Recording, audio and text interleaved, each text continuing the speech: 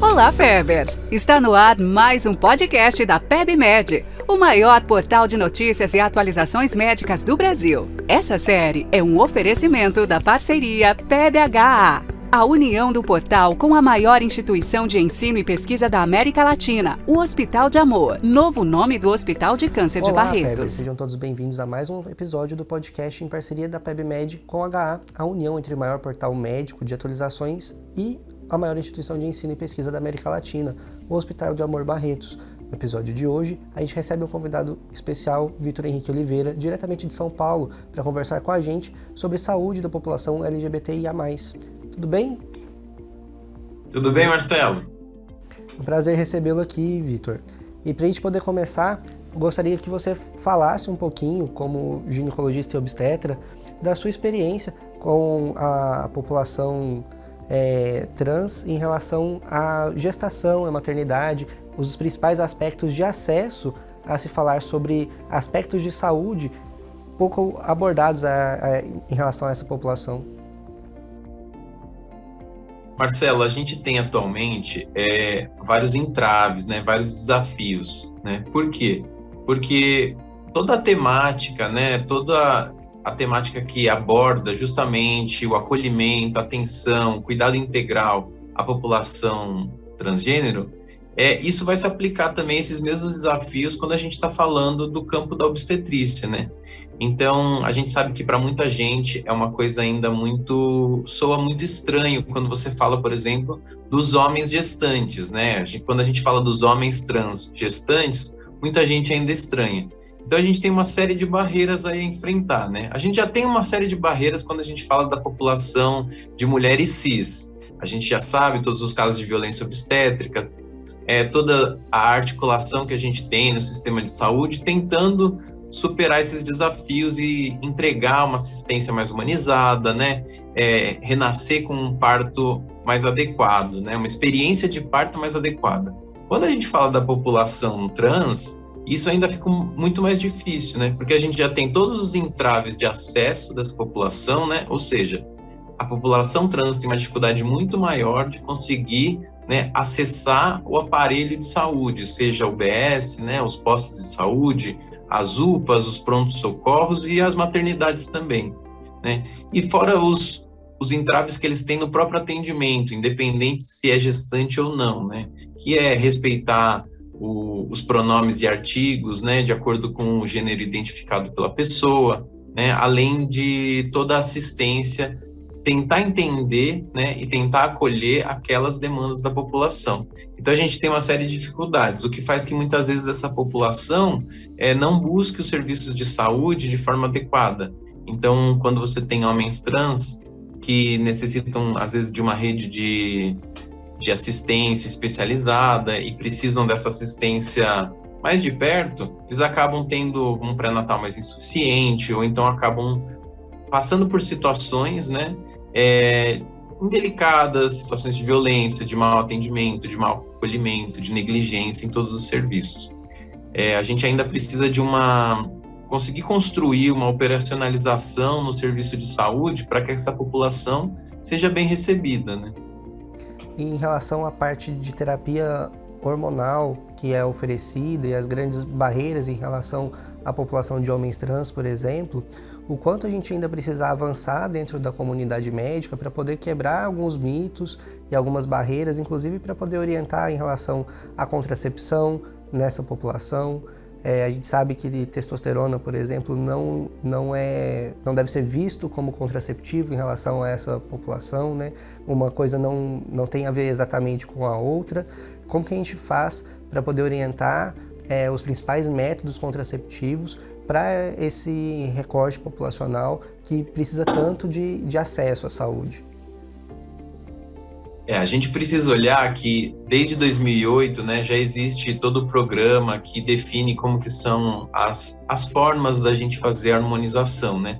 No início ele abordava as mulheres trans, né, e daí ele foi sendo adaptado ao longo do tempo. Então a gente já tem aí 13 anos, né, atualmente, desse programa desde que se iniciou, que o SUS, né, o Ministério da Saúde, liberou a primeira cartilha. Só que a gente percebe que ainda existe uma série de entraves, né? Por mais que esteja lá previsto que essa população ela está assistida pelo SUS para conseguir acolhimento, acompanhamento psicológico, acompanhamento integral de saúde, bem como os próprios hormônios que vão ser utilizados, né, para hormonização transgênero, a gente sabe que na prática, na realidade, muitas vezes isso não é dispensado para a população, né? Ou seja, por mais que o médico prescreva, isso dificilmente chega, porque você tem uma série de barreiras nos mecanismos para ele conseguir pegar essa medicação no SUS. Então, muitas vezes, essa medicação fica por conta do próprio paciente ter que comprar, né? E a gente sabe que isso tem um custo e tudo mais. Além disso, o preconceito dentro da comunidade médica ainda é muito grande, né? Quando a gente fala disso, as pessoas colocam uma série de empecilhos, mas são empecilhos um pouco sem fundamento, né? Não que não façam sentido biológico, não que a gente não tenha que se preocupar com o risco cardiovascular, não que a gente não tenha que se preocupar com o risco de câncer, mas fica uma coisa um pouco nebulosa no sentido assim de, prescrever hormônio é muito delicado, é muito difícil, então é melhor a gente ver com calma. Só que esse ver com calma, na verdade, acaba travando todo o processo, né? Sendo que os protocolos, hoje em dia, a gente já tem acesso aos protocolos de como fazer. Então, acho que é mais a questão da formação, né? A formação médica deveria começar a atentar mais para isso, para que você tenha médicos generalistas que já tenham uma base de conhecimento disso, né? Porque essa população ela vai ser atendida em qualquer serviço. Em relação a essa discrepância entre os serviços e essa dificuldade de acesso do profissional de saúde, como o profissional de saúde pode ser esse facilitador de acesso, né? E não mais um entrave, mais um motivo de se justificar a não procura. A gente sabe que numa população, um estudo recente norte-americano mostrou que de toda a população masculina que gestou nos Estados Unidos naquele ano, apenas 8% teve um acesso pré-natal adequado, né? Como que a gente consegue tornar essa figura do profissional de saúde mais acolhedora e mais um ponto de acesso para se levar cuidado em saúde para a população? Marcelo, acredita-se hoje que seriam duas vertentes, né? Uma do próprio profissional, de se atualizar e entender o ambiente que ele vive e entender esse momento, né, que essa pauta está tão em voga, a gente tem visto tanto falar, esse é o mês da consciência, né, da visibilidade da população LGBTQIA+. Então, primeiro ponto é o próprio profissional ir atrás, né, se atualizar, fazer cursos, estudar. A gente sabe que a profissão médica, né, Marcelo, é uma profissão que a gente estuda para o resto da vida. Então, cabe ao profissional entender esse cenário e de que cabe a ele também essa responsabilidade social mesmo de conseguir atender essa população. Mas, hoje em dia, a gente fica só com essa parcela. Então, cabe ao profissional que tem interesse, que de alguma forma se sensibilizou pela causa para tentar acolher essa população, ele vai atrás e tenta se aperfeiçoar. Só isso não resolve o problema. Então, em paralelo a isso, a gente precisa também ter uma mudança no próprio sistema. Porque hoje em dia o sistema de saúde está desenhado de uma maneira que ele cria algumas situações de preconceito. Vou dar um exemplo. Quando você faz a redefinição de gênero, por exemplo, com um documento e tudo mais, isso no SUS também muda, porque muda pelo CPF. Só que para cada procedimento, às vezes a gente tem um código. São questões burocráticas mesmo, né? Então, por exemplo, um ultrassom transvaginal. Se lá está gênero masculino, o sistema já impede que esse paciente consiga fazer. Então, um homem trans, por exemplo, se eu solicito para ele um ultrassom transvaginal e ele fez a redefinição, isso dá um erro no sistema e isso fica bloqueado. Da mesma maneira como quando um homem trans engravida, ele não consegue abrir a carteira de pré-natal, porque no CIS pré-natal, né, ele está lá como gênero masculino, se ele fez a redefinição. Então, daí fala, não, mas o homem não faz pré-natal. Então, esse olhar todo tem que ser do sistema. Tem que existir um plano de ação em todos os níveis, incluindo na forma como a gente desenhou, né? Porque se o entendimento hoje é para fazer a inclusão da população transgênero, a gente precisa desde as bases. Então, a gente tem esses entraves que eles acabam cada vez mais dificultando, né? e o paciente acaba ficando num labirinto sem saber muito para onde ir e acaba muitas vezes desistindo porque não recebe esse acolhimento. Então acho que essas duas linhas de ação, elas têm que andar juntas. E é uma questão até curiosa, né? Que se a gente for fazer uma retrospectiva, uma perspectiva histórica, a gente tem o sistema de saúde puxando para a humanização e atendimento e reconhecimento e validação da população transgênero, com a questão do nome social, com toda a perspectiva de acolhimento que o sistema de saúde proporcionou, facilitando essas barreiras que depois chegaram no campo do direito, ou seja, essa abertura ela começou primeiro no sistema de saúde e depois, a hora que você vai perceber a evolução dentro do sistema, outras barreiras que provocam uma certa violência institucional, com uma dificuldade de permear e tornar isso prático, né? Uma coisa é você ter o cartão do SUS com o nome, e outra coisa é você ter o funcionamento desse atendimento de fato acolhendo, né? Evitando esse tipo de exposição, que é um dos principais dificultadores do acesso, né? Além disso, o que você percebe que são as principais demandas e demandas ocultas de saúde, não só da população transgênero, mas de toda a população LGBTQIA+, que às vezes não é abordado dentro de um atendimento médico, ou que a gente não se percebe como uma demanda de saúde a ser tratada pelo profissional? Marcelo, acho que hoje em dia a gente tem discutido muito sobre saúde global, né? No momento da pandemia, a gente fala muito sobre tudo que integra a saúde da comunidade mesmo como um todo, e a gente também fala de saúde integral, né? Como esse próprio indivíduo integra todas as esferas da sua saúde.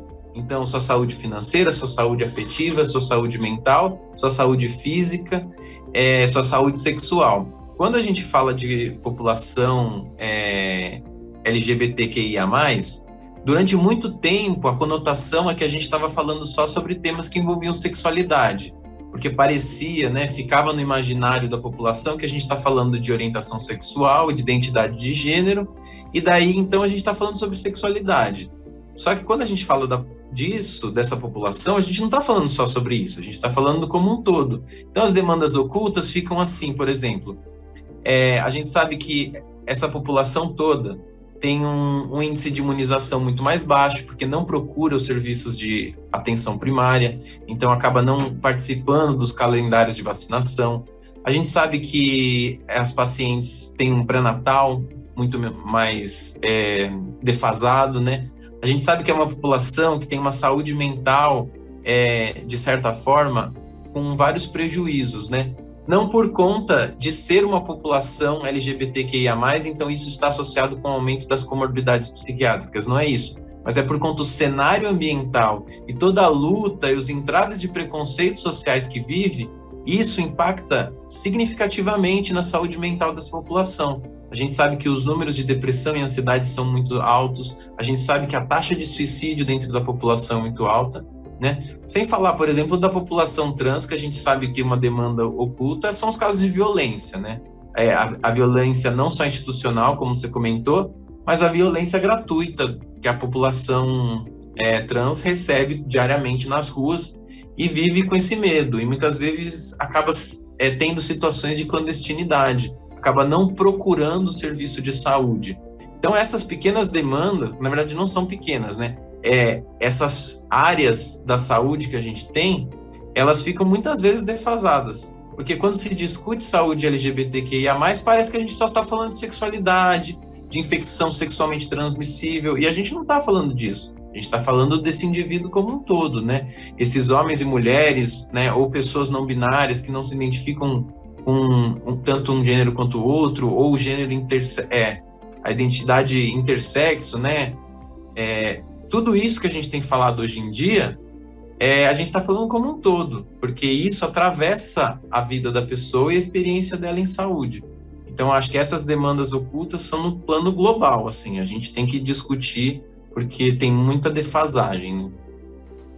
E dentro dessa perspectiva, qual o melhor caminho para a gente fazer essa conciliação entre o que é uma demanda de saúde do ponto de vista do profissional de saúde e o que é uma demanda de saúde dentro da perspectiva do usuário que pertence à população LGBTQIA+.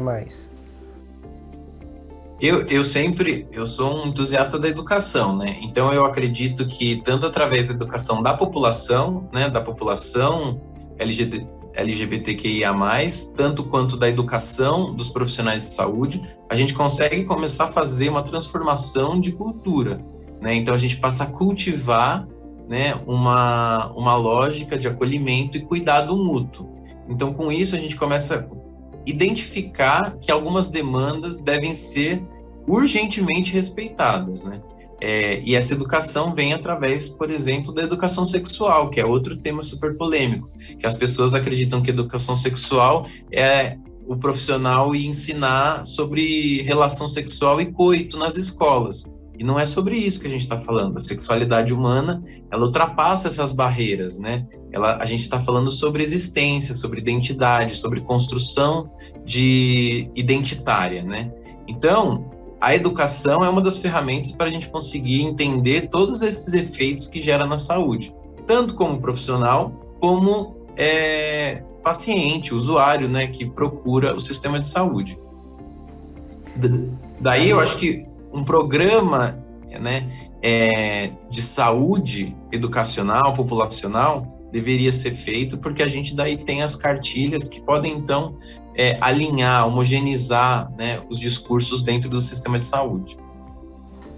E para a gente diminuir os entraves e as barreiras que às vezes são criadas por nós, profissionais da saúde, em relação a esse cuidado, a gente tem políticas nacionais já destinadas à população LGBTQIA+, que fazem parte do Sistema Único de Saúde, como, por exemplo, o direito à terapia de hormonização, tanto feminilizante quanto masculinizante, no caso de pessoas trans, por exemplo, o direito ao acesso à mastectomia como cirurgia modificadora, ou mesmo em relação à redesignação, como parte daquilo que é ofertado dentro da cartela do Sistema Único de Saúde, mas existem também outras demandas, como, por exemplo, aumento de risco cardiovascular para quem faz a terapia hormonal, que é um outro ponto que a gente precisa abordar.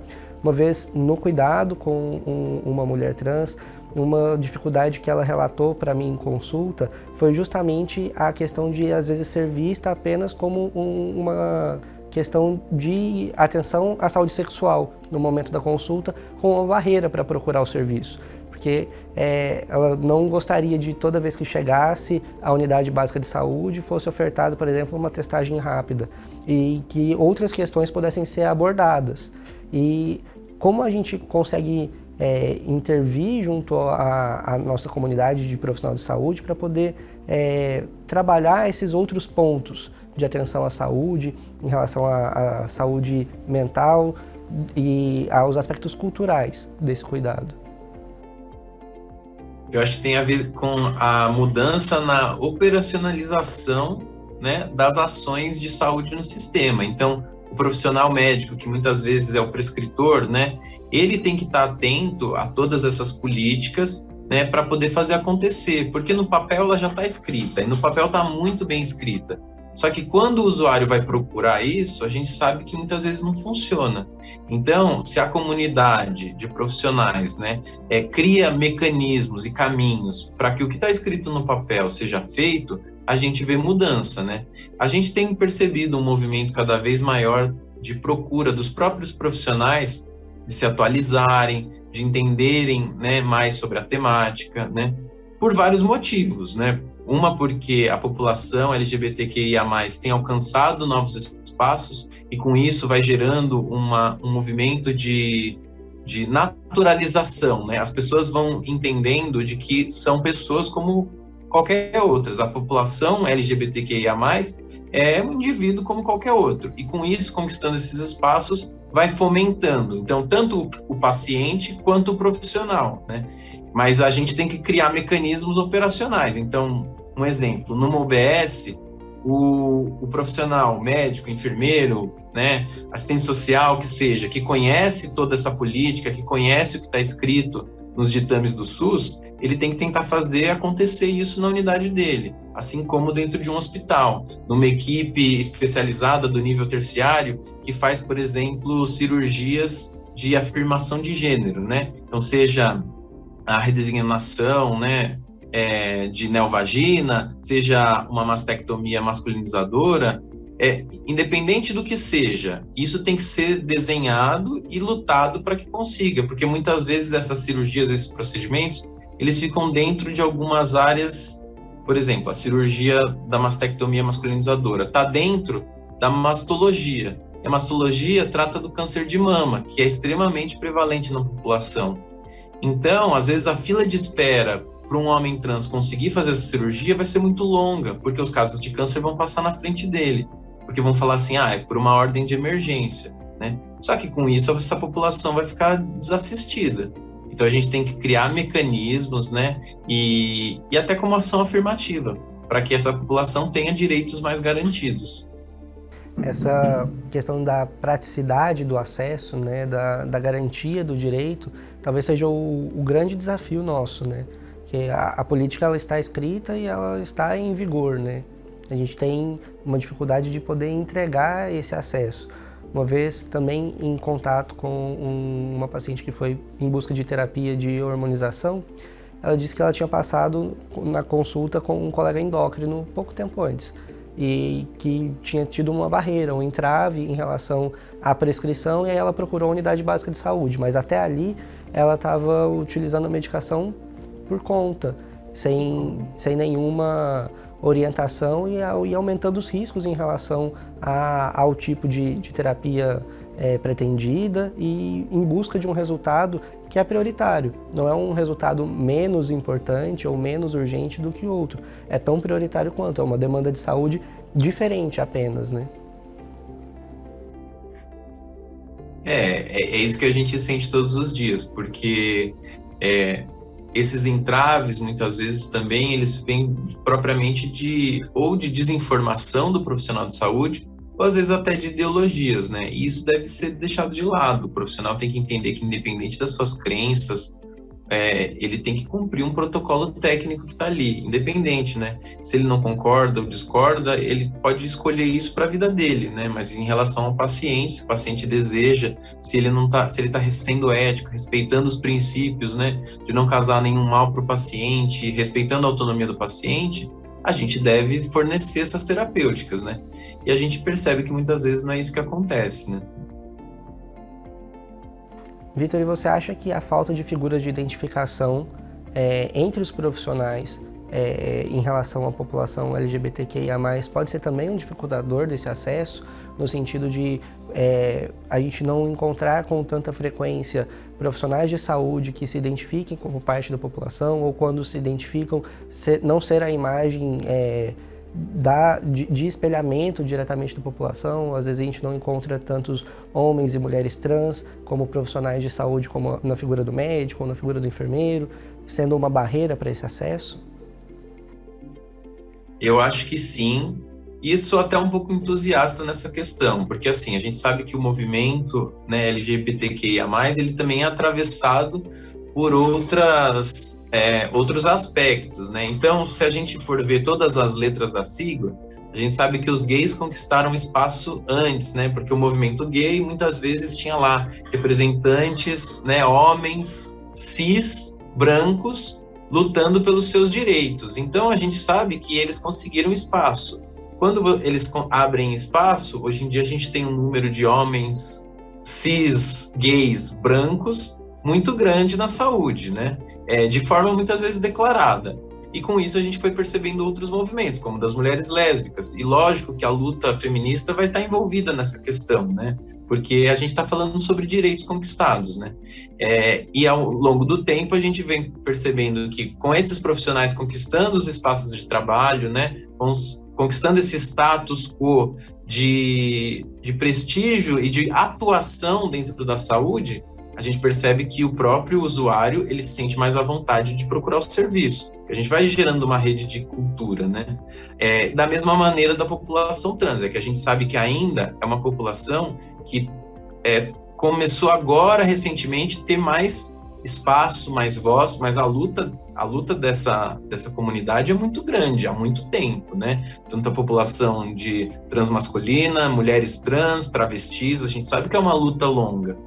E agora conquistando esses espaços cada vez mais de visibilidade, espaços de poder, tanto de forma como participação popular, como de agentes constitucionais, né, participando como vereadoras. A gente teve esse ano aí uma série de vereadoras travestis eleitas, né, mulheres trans, homens trans. Então, conforme a gente vai ocupando esses espaços, o próprio usuário vai se identificando, né? Então, eu acho um problema, mas eu percebo esse movimento, então eu fico entusiasta, porque eu acho que é uma luta também, é um ato político civil nosso, como profissional de saúde, de poder abrir isso para a comunidade, dizendo assim, olha, sendo LGBTQIA+, eu como um homem gay, estou aqui trabalhando e eu vou tentar também lutar para abrir portas para vocês poderem ser cada vez mais acolhidos. Eu acho que essa relação de identidade com que é do usuário com o profissional é extremamente importante. Esse pode ser mais um dos caminhos para se abrir as portas de acessibilidade, né? Não só gerar acesso, mas acessibilidade ao sistema e ao cuidado em saúde como um todo, né? Uma boa perspectiva. A gente tem uma mudança, como você mesmo disse, de representatividade em outros cenários muito maior, né? A gente vai perdendo o espaço da população em arquétipos, ou em algo que seja ultra estereotipado, em pontos específicos, né, marginais, para pontos centrais, no campo da atuação política, no campo do desenho de como deve ser o sistema, de como o sistema pode ser pensado dentro da necessidade de todos, né, e não só do grupo que é maioria, ou do grupo que é a imagem de controle maior, ou a principal porta de atuação, né.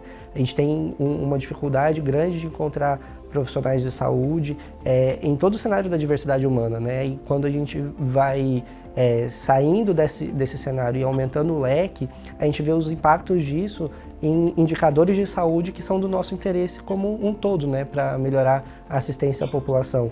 A gente tem, inclusive, em relação à própria questão da violência, às vezes um desconhecimento do profissional de saúde, como fazer a notificação em relação à violência contra a mulher, que é algo que já existe com uma forte consolidação dentro da sociedade. Em relação à população trans também, até no ponto de vista do acolhimento, do não julgamento, da receptividade, né? As questões de homofobia também, que são, por vezes, tratadas como um aspecto marginal em relação àquilo que é uma demanda social e que, dentro do sistema de saúde, é um tema central porque deixa impactos, né, grandes em relação à saúde, desde o ponto de vista de não procurar o serviço de saúde ou a atenção especializada, até mesmo em relação ao momento de você precisar do acolhimento e de receber a tratativa adequada, né? Como a gente acabou de comentar por aqui. A gente tem uma perspectiva de que nos próximos anos isso modifique cada vez mais, né? A gente tem espaços como esse, por exemplo, em que essa é uma temática, coisa que há anos e breves anos, né, desde quando a gente entrou na faculdade, por exemplo, esse tema saiu de algo que era ultra periférico para ser uma temática central dentro do profissional de saúde, tanto do interesse de se procurar saber sobre, quanto de ofertar meios para se capacitar e se atualizar. Então, conforme a gente vai percebendo a mudança de gerações, a gente também vai percebendo a ampliação de telas, de repertórios possíveis para discussão e inclusão de toda a diversidade humana, entre elas a população LGBTQIA+. Eu acho que é totalmente isso, Marcelo. Você concluiu, resumiu, né, toda essa discussão, porque a gente tem que, através desse exercício da mudança de entendimento do que é ser humano, né? A medicina durante a história da medicina, né, e da área da saúde, mas falando aqui da medicina, que é a nossa área, estudou as doenças e tal, mas essas doenças eram todas vistas em cima do homem, né? E de que homem? Desse homem rico, privilegiado, que era estudado e que tinha acesso à saúde, né? E toda a população que ficava à margem, que não tinha acesso à saúde, né, ela era vista como diferente. A gente tem vindo num movimento, né, desde quando a gente entrou na faculdade, que esses temas estavam periféricos, como você falou, e agora não, agora as pessoas entendem que quando a gente fala de algum processo de saúde, doença, a pergunta mas isso em relação a quem? Isso daí acontece para uma pessoa que tem acesso ou para uma pessoa que não tem acesso? Essa doença ela se torna dessa maneira se a pessoa cuidar ou se ela não cuidar.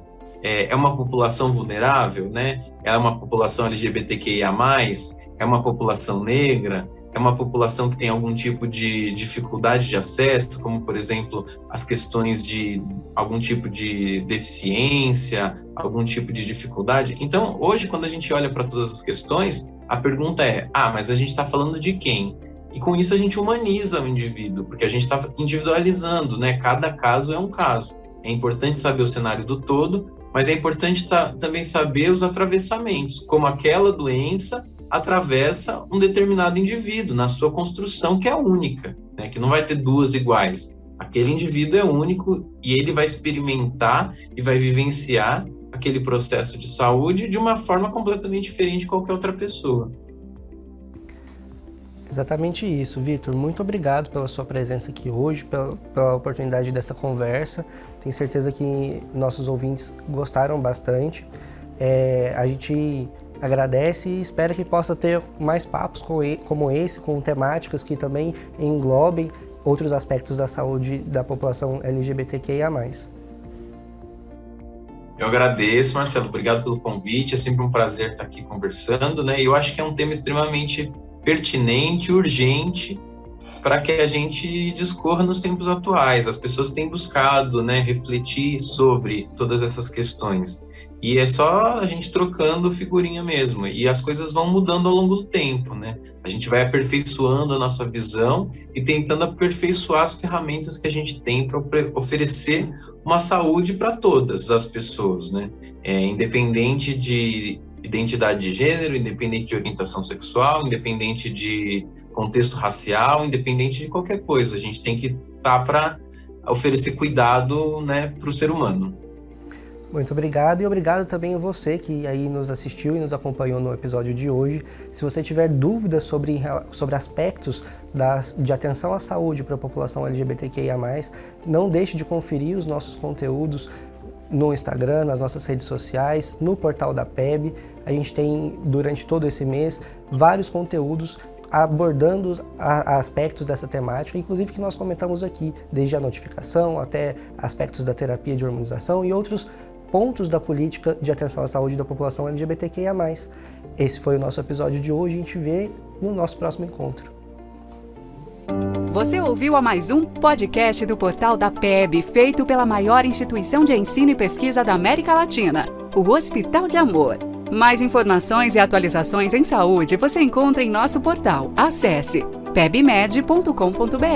Seja parte dessa comunidade, se inscreva em nosso canal, curta, compartilhe e ative as notificações para não perder nenhum conteúdo. Faça você também ciência com qualidade, permitindo que mais conteúdos como esse sejam produzidos através da sua doação em hospitaldeamor.com.br/doe. O seu clique transforma tudo.